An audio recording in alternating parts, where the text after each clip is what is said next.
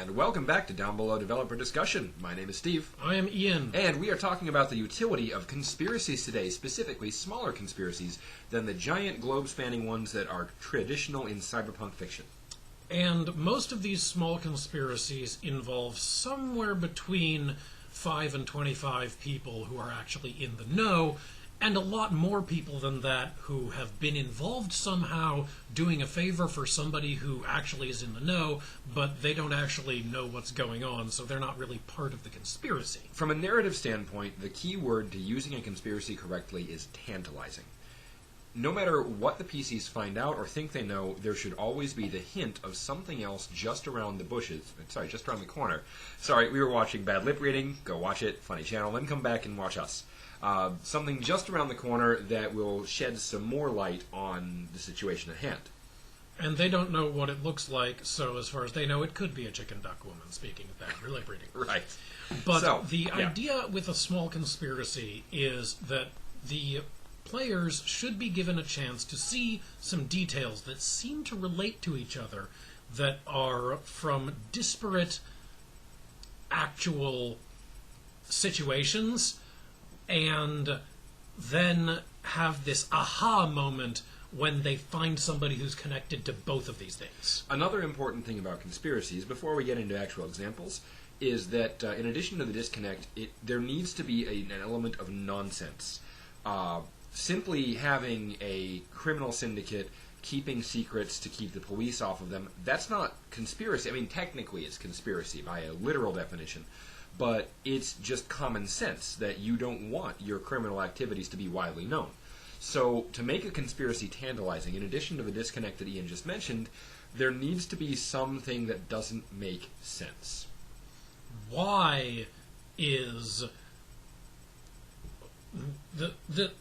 this crazy wacko who's telling you that there is a collusion between not just two major competitors like Yggdrasil and Universal Transshipping to control this market? No, there's plenty of really boring examples of competitors colluding to control their market. Oh, yes. But why are these two unrelated corporations, who both have nothing to do with any kind of human testing, involved in this kidnapping scheme that this conspiracy theory would have you believe that they're involved in kidnapping these people for some reason? Or, on another level, why is biodynamics on the direct payroll of not just the United States government, but the Nuevo Paradiso Yakuza? One of these makes sense. What are these connections? And when it turns out that it's not actually the corporation, it's an individual in the corporation, you start to dig into the conspiracy. But it looks like it's the corporation because it's on the corporation's books, because the person is using that to hide their activities, etc. So let's talk about some concrete examples of building a conspiracy to hook your players into. As we mentioned, the keywords are tantalizing and nonsense. They can be applied in various amounts. Some groups will get a lot more mileage out of totally outre nonsense conspiracies of the sort that posit the United States government is secretly in collusion with the Russians and the Colombian drug cartels to hide the existence of aliens. Other groups will not get that much mileage out of something that outre, and will look for something that is more down to earth. We're going to start with something very basic. There's a faction within Yggdrasil that is working on lighter-than-air transport. Specifically, they're working on taking aerogel and making starship hulls out of it. So theoretically, you could have an incredibly fuel-efficient, literally from planet surface to orbit without the need for a space elevator to really remove the fuel cost. To do that, though, that is right now contrary to the interests of the primary controlling factor of Yggdrasil, hence the need to keep it secret, and that's where the conspiracy starts. The conspiracy starts with these 2 or 3 engineers, and it starts with this lighter-than-air project, but it doesn't stay with the lighter-than-air project, because once they've gotten involved with hiding their activities, for which, because they're working on Nuevo Paradiso, they go to some of the local underworld elements who are really good at hiding activities from Yggdrasil scrutiny. Those underworld elements, on the other hand, they're good at hiding the unscrupulous activity, but some of the methods they use to hide it trigger interest from a government. The government takes a look into it and sees this material, this material application that they can right now only get from this criminal organization. And so what you have is what appeared to the government to be some kind of illegal smuggling, and in a way it was, but it wasn't actually illegal for that government. But what it is for the government is a way to illicitly acquire some pre-patented technology on the down low. And so now you've got a three-step conspiracy of engineers trying to develop it, criminals helping them hide it, and then selling it on the down low to this government. Now, but it's not interesting yet. Where does the hook come in? Well, there's a couple of ways the hook could come in. The first hook, if we're interested in playing this for dystopian dark humor, is if the government has their hands on this pre-patent technology, what if Yggdrasil sees this pre-patent technology the government is interested in and starts buying it from the government to research? Hence the humorous irony of they're actually buying their own stuff through several cutouts.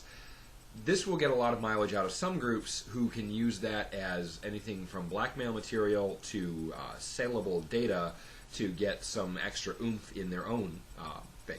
However, most groups aren't going to go for straight up ironic observation. That's really more of a background thing. Right. The hook for characters is when it gets its hooks into them and starts hurting them personally. And so what you've got here is the opportunity, because you've got this illicit industrial materials chain of events, for plenty of totally unsafe, OSHA would not approve, and environmentally unfriendly industrial accidents. Industrial accidents that need cover-up because it's not being manufactured, well, legitimately at all. And then cover-ups involve more government layers. Cover-ups involve the disappearance of information, most importantly. When it comes to a cover-up with the disappearance of information, the PCs are the kind of people who might be hired to make that happen. Or the PCs might be people who are involved with the people whose information gets disappeared. Or Maybe any they number were of affected ways. by the accident, and so they are approached with a some kind of story about what happened that doesn't match up with their experience, and somehow they need to be kept quiet.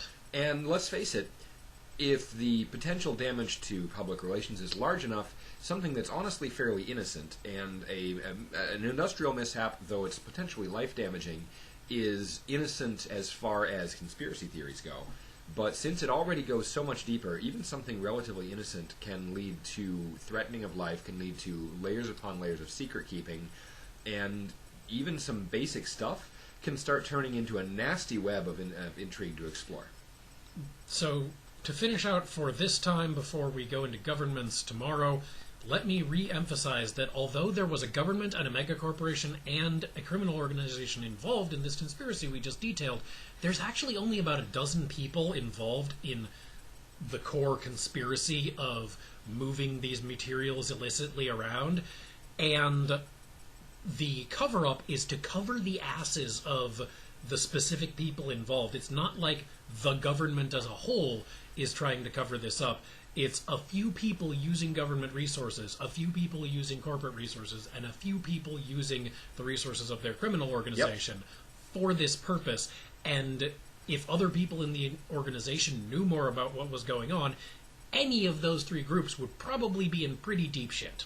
Similarly, another takeaway is just to remember that, unlike many pulp movies, the vast majority of people involved with the mechanism of the conspiracy neither know nor care, nor are aware in any way that what they are doing is in any way, well, extremely illicit.